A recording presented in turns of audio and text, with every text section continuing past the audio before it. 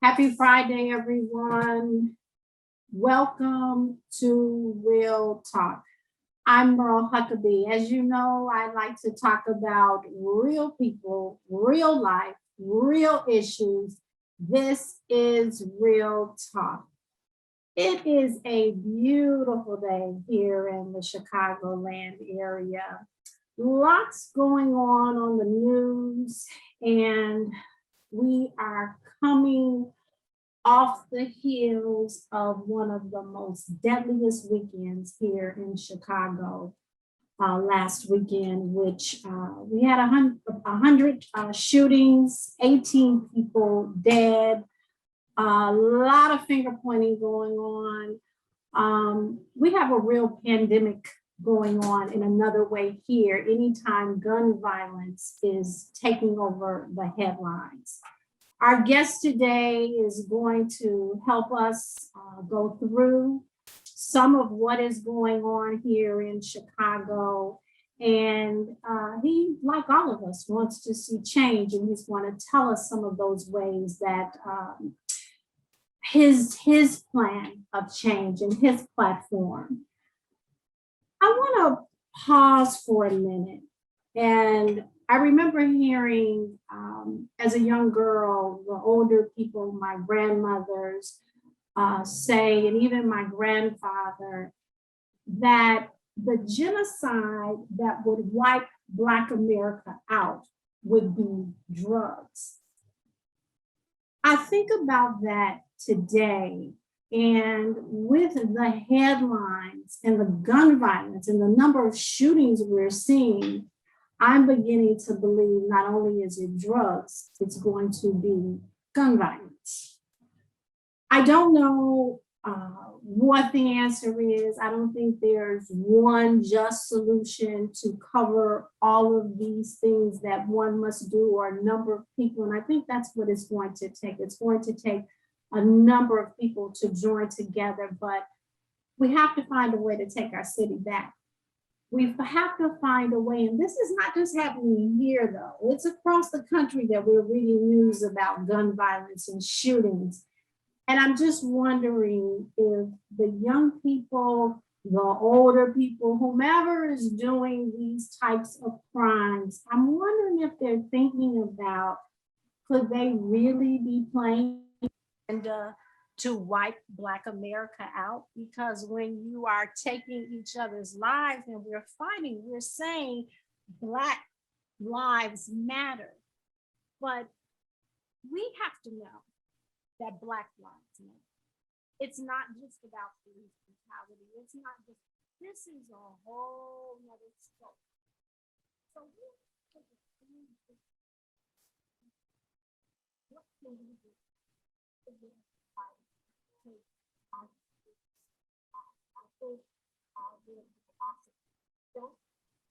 There was a time that James didn't cross the line and touching children or female women. I don't know. I think this is a multitude. Some people would say a multitude of things going on. Some have a feeling that maybe this is orchestrated violence. I don't know. I don't think any of us totally know what's going on, but I think if we ever at a time like this, especially after coming off of COVID and that particular pandemic, we need prayer like never before. I'm going to introduce our next guest because I think that he could talk to us a little bit more. He's a returning guest.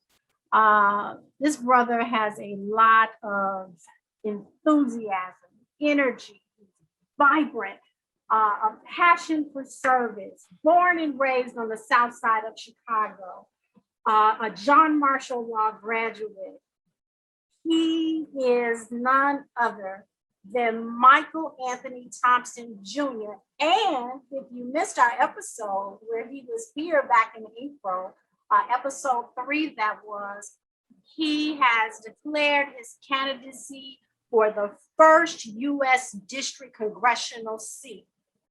Welcome, Michael Anthony Thompson Jr. Mike, are you there? Yes, I am. Thank you so much. That's a great introduction. Thank you. How are you doing today? I'm doing well. I'm doing well. It's heartbreaking hearing those numbers that you just talked about and all the issues in our community. But we have to come together as a neighborhood, as a community, have a very sort of individual person mindset about these problems are not just large; they're also small, right? And so on a large scale, we need legislation that helps to restrict gun sales in states like Indiana and those other bordering states because we have very strong gun laws here. But in those other states like Iowa that border us along the Quad Cities, you find that there are still people still have the ability to transport those weapons across state lines. And then, like I said, on an individual mindset, on a small scale, we have to invest in programs and services that help prevent crime before it happens and gives people more alternatives to wanting to engage in that lifestyle. Absolutely. Before we delve into this any further, for those who may not know you, I know I said a lot about you. There's a lot of things I do. Anything, please tell people a little bit more about you. Well, like you said, I'm born and raised in the South Side of Chicago. I'm very proud to be a graduate of Chicago Public Schools.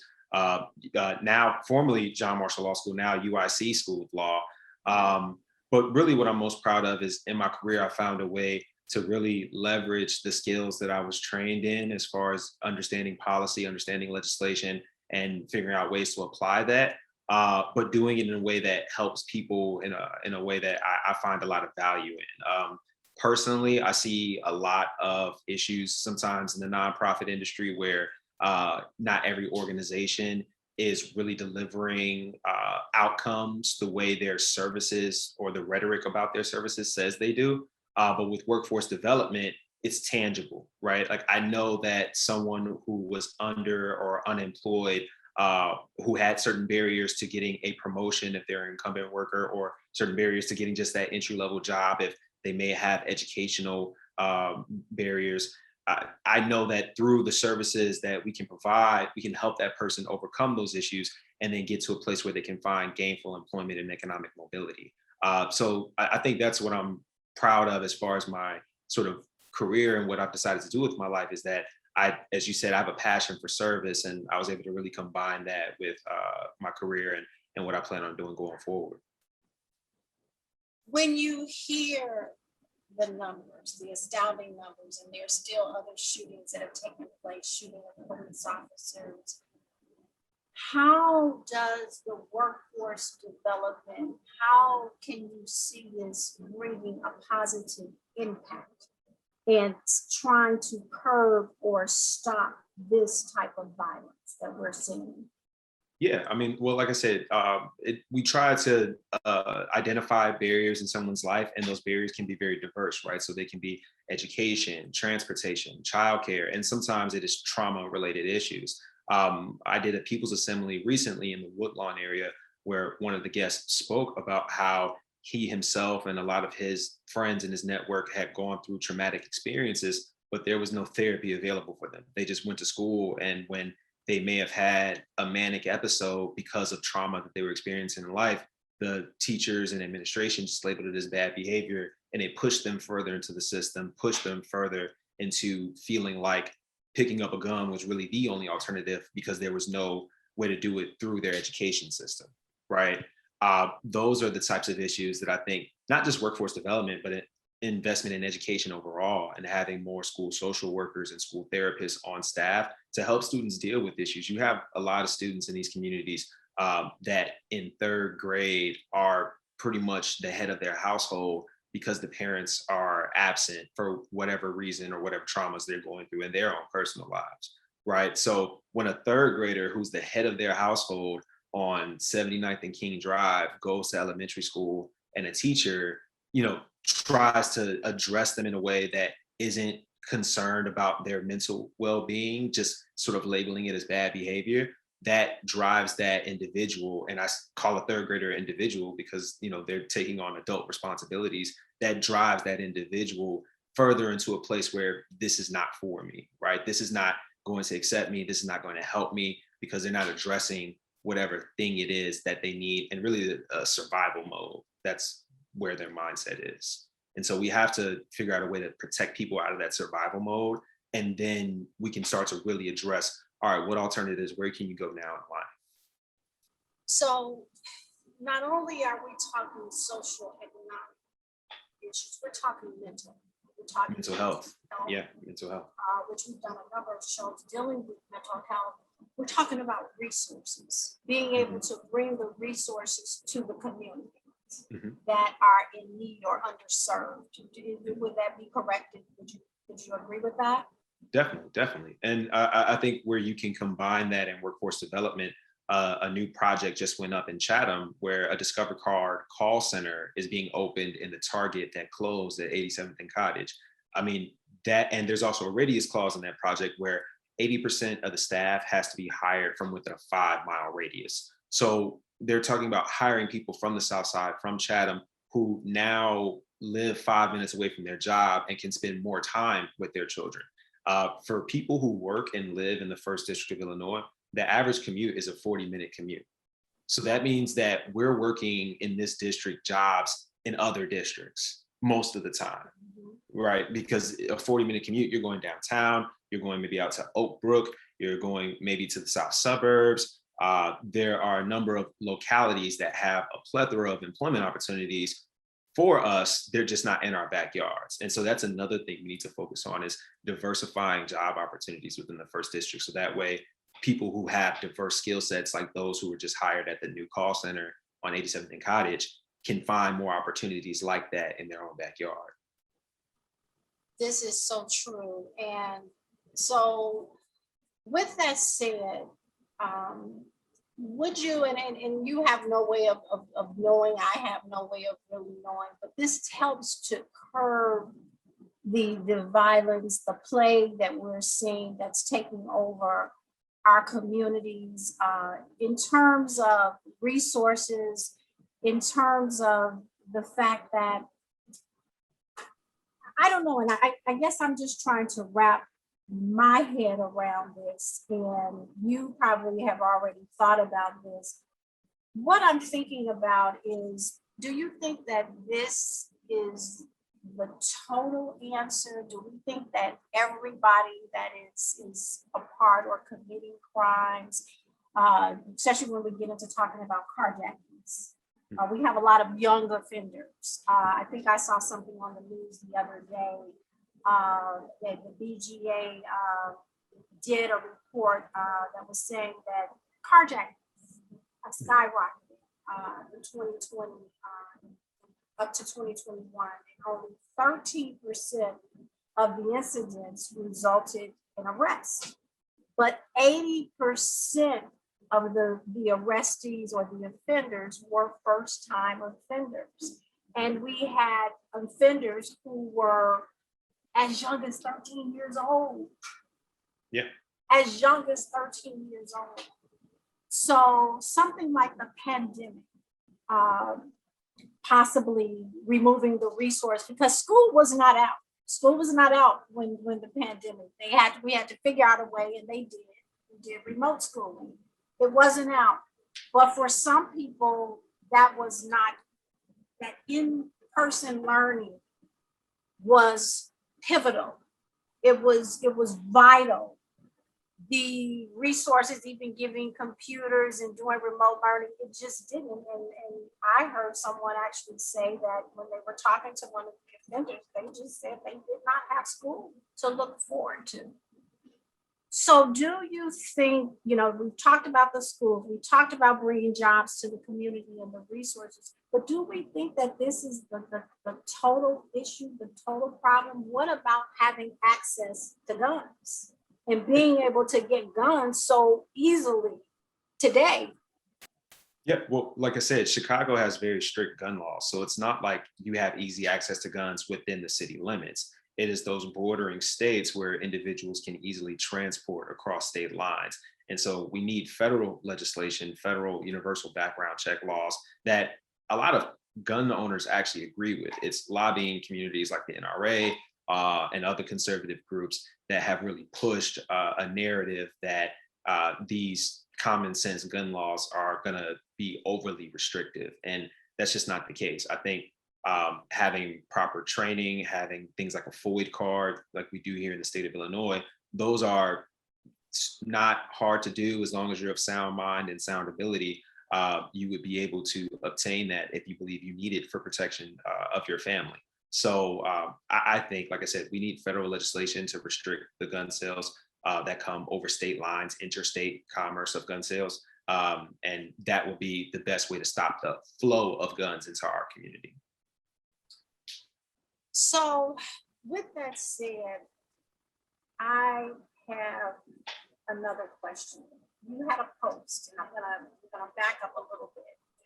I read one of your posts. I read all of them, but I read the one and you said the safest communities don't have the most cops. They have the most resources. So with that said, the American Rescue Plan Act, it was on the news. They've been talking a lot about it. And, you know, there is some pushback where community leaders and aldermen feel that the mayor of Chicago is putting dollars more in the hands of policemen and police budgeting and banks, and not enough to protect the citizens of Chicago. What are your thoughts about that? Yeah, I mean, there's an intersectionality to this issue, right? Like there is a sense from the data and what we see on a daily basis that the model of policing that we've used throughout time and internationally is under an indictment, right? And again, this is not just an American problem. We've seen anti-police protests across the world where people of color feel that the police forces in their localities are inherently discriminatory towards them, right? As well as all these mental health issues, these trauma issues that we talked about before in this conversation. Those community-based organizations that perform that work, they are very stressed, and it's hard for them to perform that work at a level of efficiency without proper funding and proper oversight and resources that is necessary in order to combat these things at a systemic level. So I think a lot of the individuals who are critiquing the American Rescue Plan are saying, we know that our current models have not always yielded the best results that we want.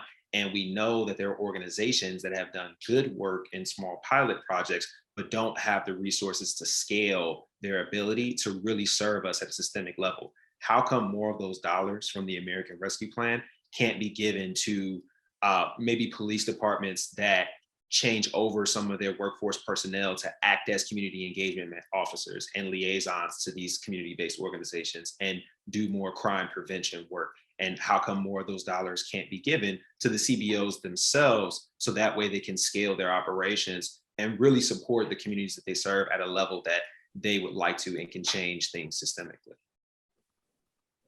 We also know that when we take apart, and I think we talked about this in our last interview, we know we need the police. We know that if someone is breaking into someone's home, they are, or somebody feels that they are in trouble, they're going to dial 911. They're not going to call the Ghostbusters, you know, or somebody breaking into your house. So we know we need the police. And so we know about the brutality issues, and we even talked about holding bad policemen accountable. Right. And we know that in every walk of life, there are bad people. There are people that do things, and that needs to be addressed, and they need to be held accountable. But we also know that the mental health aspect, I'm guessing, has played a part, especially with the pandemic, but even before the pandemic, we've even had a lot of policemen that have committed suicide.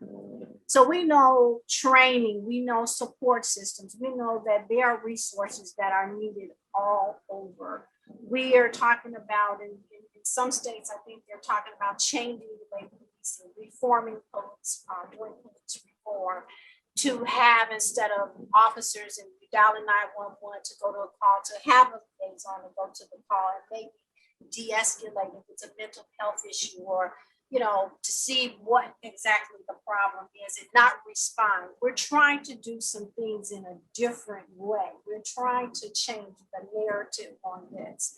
And so, do you think it's about also working together, leadership working together with the police? Yeah, I mean, it's about all those things. I mean, going back to your anecdote about the person breaking into your window, right, and needing to call 911.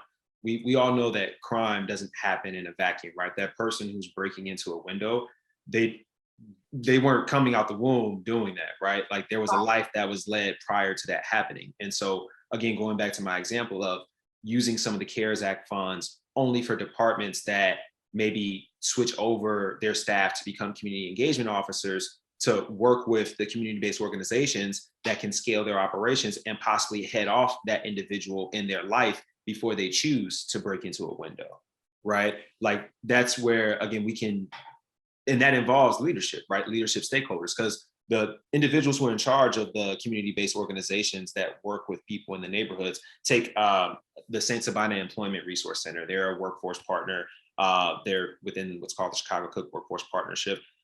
They work with individuals in the Auburn Gresham community. They provide trauma-informed services, a lot of second chance or justice-involved services for individuals, and they are able to reduce the likelihood of their recidivism or going back to jail, right? And instead of going back to jail, they're able to help them find a career or a job in, the TDL space or as, auto diesel technician, any number of jobs they may go into, CNC operator, right? Those are the types of resources that if an organization like that was provided additional funding from something like the CARES Act, they could scale and really change the face of that community in a way that I know they want to, and a way we would all like to see communities like Auburn Gresham change systemically. And it wouldn't be through gentrification, it would be through bringing everybody along together.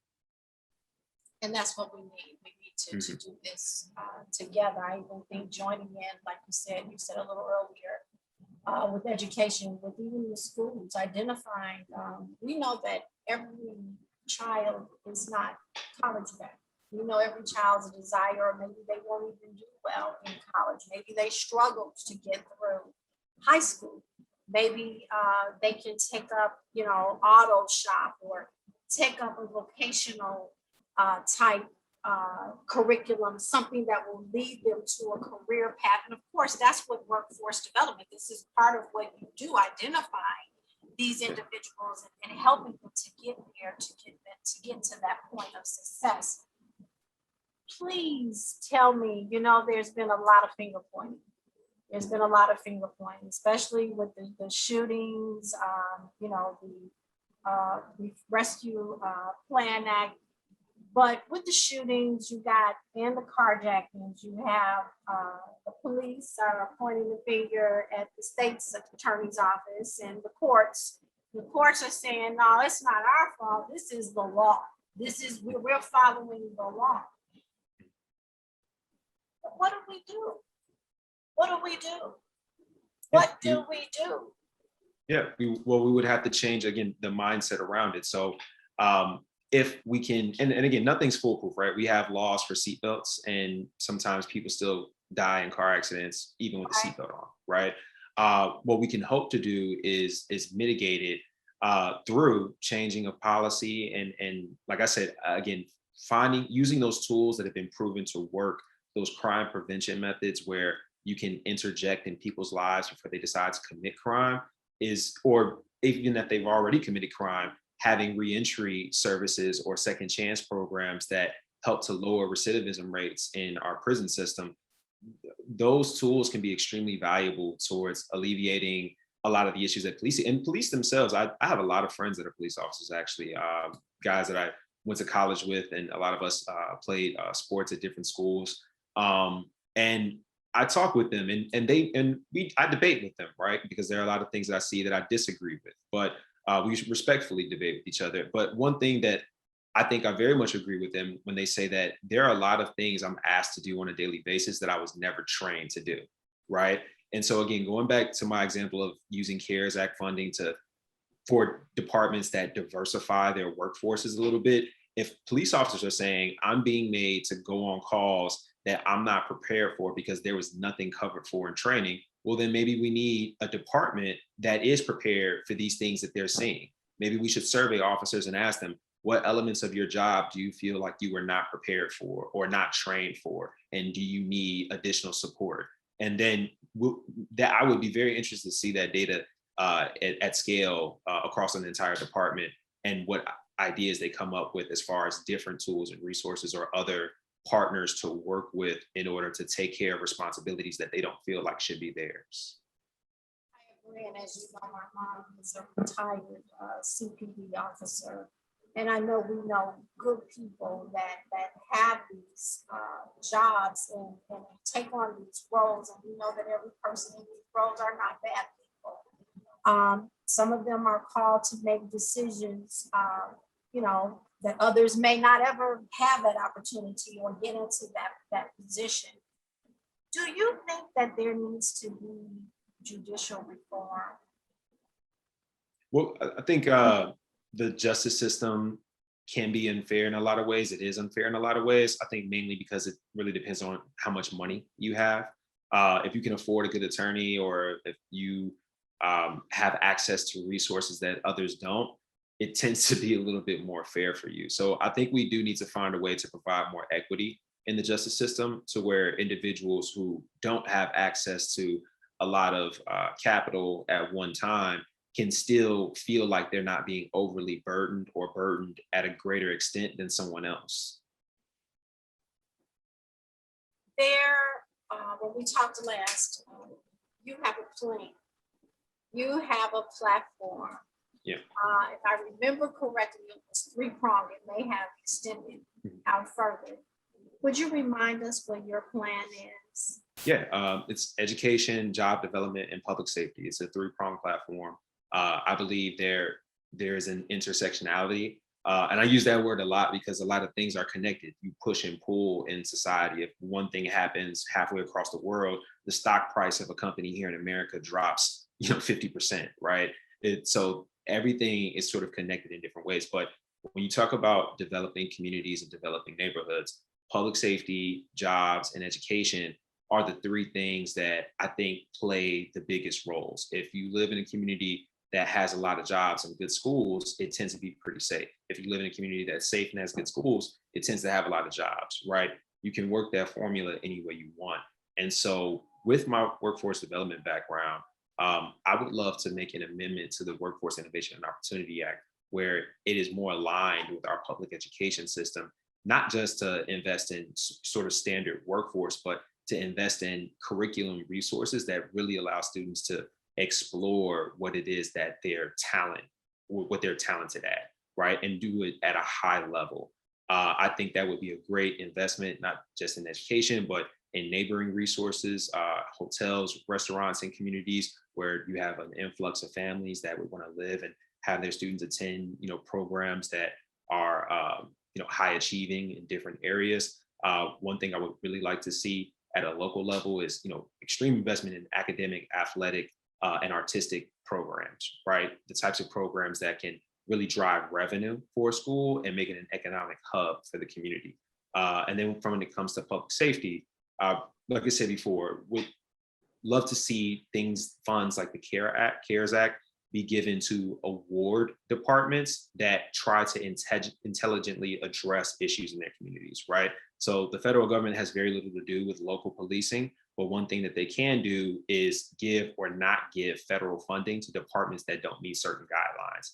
And so I would love to see guidelines where departments are really trying to examine problems, examine their workforce personnel, and then attack those problems in ways that are innovative. That is awesome. In your opinion, Mike, I have a question that came in, so I want to just give this question to you. In your opinion, how far do you think newly progressive candidates will be willing to push the needle to fight in uncharted territories that traditional politicians don't or won't? I think, well, we live in America. they have a First Amendment right to argue and push the policy that they find best. I think from a political perspective, whenever you go too far to the extreme one way or the other, you alienate people that could be an ally to you, because you don't just like tell somebody what something is without some sort of education. We've all lived different lives with different experiences. We come away with those experiences with different mindsets. And to push through to another person's mindset requires sometimes more than just one conversation. It requires a lot of patience, a lot of understanding, a lot of empathizing with how can I find a connection with this individual who I may not be necessarily very close with or aligned with in other ways. I remember I've had conversations with Uber drivers who tended to be a little bit more conservative, or even Trump voters sometimes. And we always walk away with an agreement to disagree, but I feel like I can do a good job of proselytizing to them progressive values in a way where it's less scary, right? They're like, oh, I get it now. I mean, there was a statistic where they did a poll of conservative voters, and this was a couple of years ago, but a majority of them said they liked the Affordable Care Act, but didn't like Obamacare. And when you think about it, those two things are the same, right? But it was because one was the Affordable Care Act and one was Obamacare. Obamacare was scary for, a lot of racial reasons, but Affordable Care Act, oh, that's great. That's me getting health care, which I always wanted anyway. I just didn't want that other health care, right?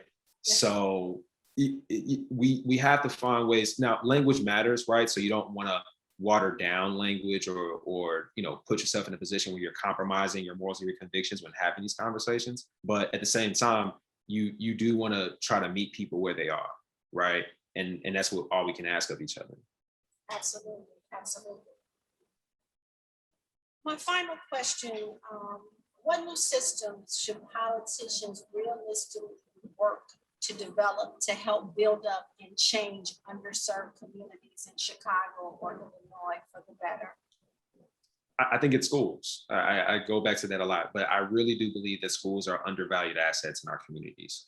When you invest in schools, you're investing in teachers that would normally live in the community, be close to their job. Those teachers would be paying rent or real estate taxes or sales taxes in the local grocery store. You would need to open up a grocery store for the influx of families that would be attending the school or individuals working at the school, because now you have school counselors and social workers and nutrition staff. And one thing I would like to see is the schools be able to manage their own landscapes and get out of these sort of large contracts with private companies. CPS is an example where we did a large contract with Sodexo Magic, and they did a poor job and were overpaid for a poor job, right?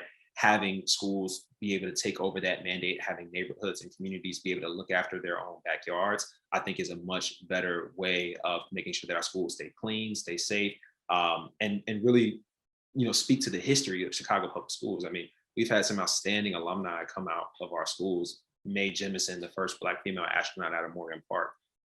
These are the types of individuals that should really be honored. And I think the only way we can do that is if we invest in these institutions the way they deserve to be. Absolutely. And we must continue to educate. I think that lays at the foundation of just about everything that we do. Your district stretches from the south side of Chicago, going through the Beverly area, through the Midlothian area, and some parts of the suburbs. You are running a candidate for the 1st Congressional District seat. If people want to get in touch with you, I do have some of your information, and I just want to make sure that nothing has changed, but I want you to share your information, and we'll definitely put it up on the screen. But if people want to donate, they want to volunteer, even sign up for your people assemblies, I don't know if you have any upcoming coming up. Can you share with our viewers of how they can get in touch with you? Yeah, of course. So the website is votethompson2022.com. That's vote, VOTE, Thompson, THOMPSON, 2022.com. And my social media is at Vote Thompson for Instagram, as well as Twitter. and then you can search me on Facebook, Michael A. Thompson Jr. Remind me when the election is. So the primary will be June 28th this year. It actually got pushed back because of the redrawing of the congressional district lines. So it will be June 28th, and we will be looking for volunteers to help support with our ballot signature process. So if you're interested in knocking on doors in your own community and rallying your neighbors to sign our petitions between January and March, please reach out, and we would love to put you on our field operations team. Is there anything, I know me and you, we could talk on this, we could talk a lot, and I want you to come back, and I'm going to invite you to come back several times before the election. We've got some time, but what I love about it, you're getting your name out there, you're getting in touch and connecting with people to find out what the issues are. And I think that with your energy, with your vibrance, with your background, you're ready. Because you're ready. You're ready. I believe that you are ready. And we all know that we learn each and every day. There's not a day that we should go by that we don't learn. No. But I really appreciate you coming on Real Talk and sharing with us. And I know you're a friend of ours, and we're a supporter of you because you know, not just because you're my cousin, but because I believe in what you're doing. And I believe we need change. We need change. And we can't continue to do the same thing. And if we do, it becomes a thing of being insane. We've got to make some change. And so I believe you are that person who can make that change.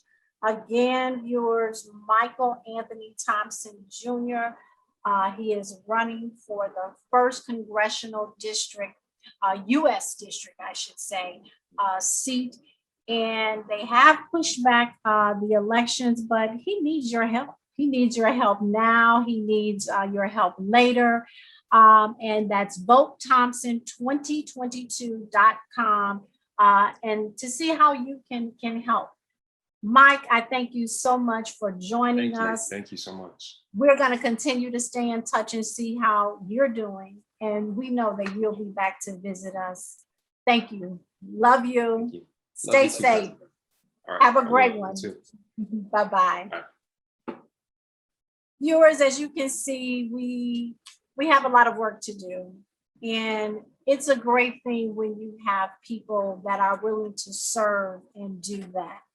And we are wishing Michael Anthony Thompson the best. And I believe that he is the right candidate for the 1st U.S.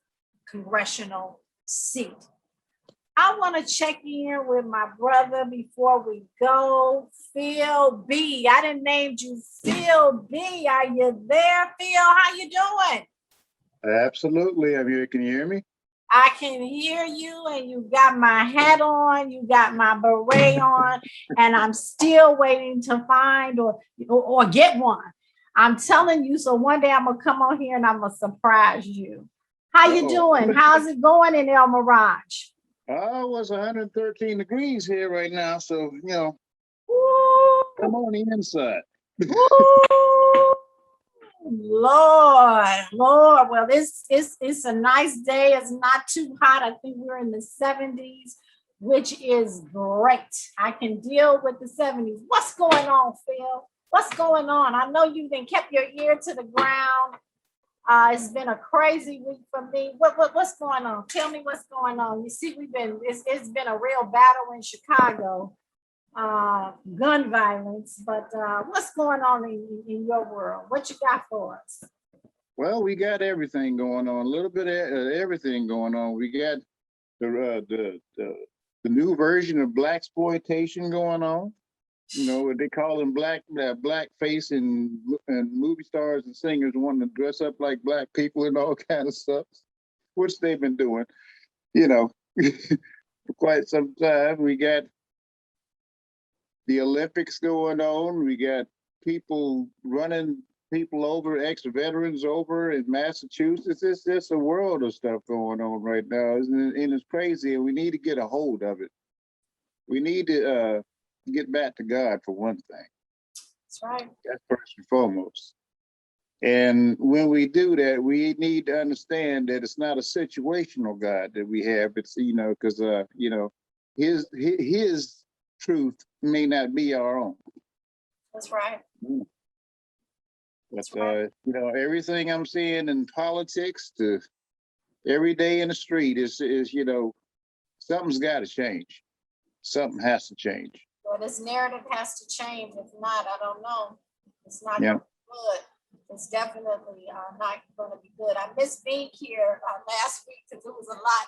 It's always a lot to talk about. Oh yeah. Oh yeah. I watched your broadcast. We talk about since we were last on, Bill Cosby was released. And I like what you had to say about that. I mean, no matter, you said, and I can let you just tell the viewers what you said about it. You said that, no matter what we think about it, whether we agree or disagree, the law worked this time for a Black person. Well, it worked, and I don't, as far as guilt or innocence of the crime, that was not the determination. Right. What happened was due process. What happened was the man in 2004 was told that they didn't have enough evidence to put him in jail or prosecute him criminally. And so in order for them to drop that, he would have to testify in a civil lawsuit, which he did. He told the people in the civil court what he did and all that stuff. And 10 years later, they use that same civil testimony, put him in jail. And that's wrong. I'm sorry, whether and that is not if you remember, I wanted to make sure people understood one thing. That due process does not take back the value of a woman. It doesn't take the value of anyone, but what it does do is say, okay, we can actually attempt to try to have justice on an equal basis. Now, everybody sits up there and they say that, well, Bill Cosby got millions of dollars and all this stuff, to fight his case, this and that, which is probably true. It's probably true. But whatever resources we have should not determine justice. Because it has to be justice for all, not just for a few. Right. And like I said, I know women that have been abused. I know men that have been abused, etc. I told you the story of my son. And I understand people thinking that it was a slight against that plight, but it was not. And any pundits that want to push that narrative, they're wrong. They're just wrong. Because that would mean that we should, 10 years from 1992, when the 4 policemen that beat up Rodney King testified in the civil court and they awarded Rodney King $52 million. Well, 10 years later, we should have been able to prosecute them and put them in jail, correct? Because that's that is due process.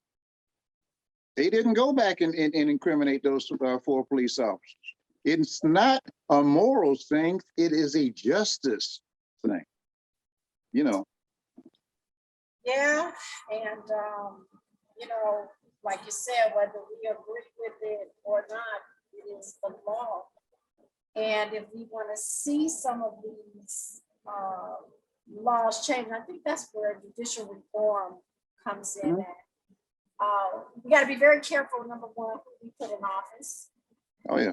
That's number one. We've got to make sure that even your Supreme Court justice, people didn't understand the agenda to fill those seats and what that was really all about. I don't think they totally understood But It's kind of a crazy segue to go from that subject and then to think of the content of characters that we actually have on the Supreme Court justice. yeah, Especially with Mr. Kavanaugh and what's his name? Clarence Thompson. Is it Yeah. Clarence Thompson? Yeah. yeah. You know, what can you draw? What do you draw from that? You know, it's inferential. Yes. It's inferential. Yes, well, we got a lot of work to do. Yeah.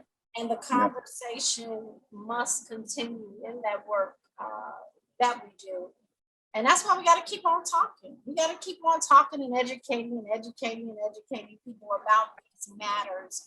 That's why we do what we do here on Real Talk. I like to have conversations that I don't think that are being had on television on your channel 5, 7, 9. I mean, I like for us to be able to just be real with each other. We don't dress it up. We don't script it up. We talk about it, and But we bring They in too people.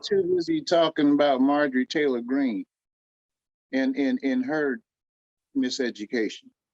Yes, They want to talk about the lies that are being spewed by the former administration. Who I'm going to stop saying that man's name because it's like his Right. 5-letter name is like a 4-letter word to me at this point. All You know. right, Phil. All right, now, come on, Phil. But you on that bike ride, ain't you?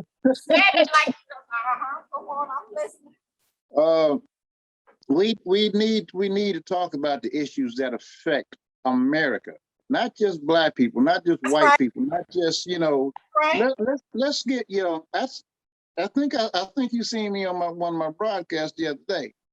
I said when you address me, you call me an American. Yes, it's already a physical property that I'm a man of color. Right. But when you address me as an American first. See my color is red, white, and blue. That's right. Because that is the only way we will evolve to what God really has for this country. Everybody keeps talking about manifest destiny and the beliefs in God. Well, it's not belief in God is not, like I mentioned earlier, belief in God is not something that you think is right. But you got to seek God's understanding and God's will as opposed to your own. That's These right. agendas that we can see every day that are popping their ugly heads. This separatism, this division, this meism, that ain't what God put us on this earth for. It's not. We need to stop that. We ought to be, child does something constantly. What does the parent say? You ought to be shaming yourself. That's right. You ought to, and if you're going out there thinking that you are owed more in this life, God said, and I'm using the words of Martin Luther King as spoken to an audience I happen to be in at the Challenger Explosion. Ron McNair was one of my alma mater partners. He said that the promise is not for a long life, but for a meaningful one. That's right. Now, if you want to sit up there and think that everything's supposed to be owed to you and laid out for your life, this is not, then you're not worshiping the God of Abraham, Isaac, and David. I don't know what God you're worshiping. Maybe that little liquor bottle on the street right on the corner with a bull on like that, but that ain't God. I'm sorry, But Yeah. People see things a little differently and they use it, I think, in the wrong way. Like you said in the beginning, you got to go back to God. He is the center of it all. It's truly the center of it all. And when you think about everything that's going on all across the world, I mean, it just makes me go into prayer. My producer and I, we were talking earlier about people, we believe that we're owed something. And we've got to get out of that mindset. We definitely have to get out of that mindset of thinking that we're owed something. We are owed nothing. Right. And we've got to start making it a priority that we get ourselves to where it is that we need to get ourselves to, whatever the objectives, whatever the goals. We can't wait. Look for somebody to hand us anything. Yeah. Nothing is coming. That Apparently. way. Life is not that way. It's not that Oh, way. no. We all know that. You know, No. I made mention earlier. I don't know if you saw that broadcast. I said, you know, that this country owes many of its minority societies, especially Black, True, atonement, true.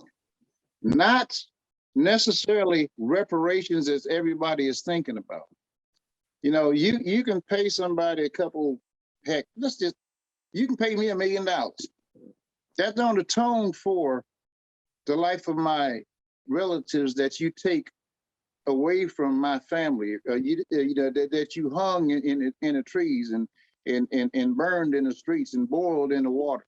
That's right. You know, you can't atone for those children who were taken from their native tribes and forced to put their own traditions to the side.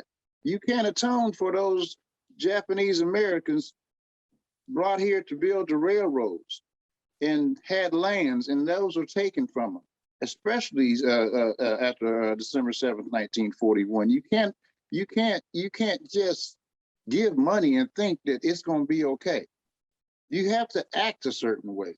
You have to be a certain way. You have to evolve to a certain subconscious understanding and eradicating these lies and stereotypes of yesteryear. That's the only way this country can ever live up to what it really is. That's true. That's the only way. That's true. Absolutely. That's true. That's true. Phil, gotta get ready to get out of here. Okay. Okay. Gotta get ready to get out of here. But you and I are going to come back as always, because you and I can sit and talk all day long about the issues, you know. And I just thank God that we're able to connect and that we're able to talk and share our truth and share our thoughts. I like bringing this type of programming to people that are willing to look, you know, and listen. I want to thank you so much for coming on and joining us. You keep that 113-degree weather though. I want you to keep that in El Mirage. We don't need that here. I don't think nobody needs that. Yeah, we don't need that here. And I want you to stay safe, my brother. And one thing before you go, yep, please tell Mike I'm proud of him. yes. Just tell, you know, just plain and Well, simple. He may I'm be proud. still watching. Yes, I will definitely share that with him. We are proud of him. And I thank him so much for coming on. I thank you for coming on, and I thank you for keeping your ear to the ground, Phil. How you gonna Gotta know. You can't, you're not gonna get away without. How do you close your broadcast? Tell me. Tell our viewers. You know me. I tell it to the hot.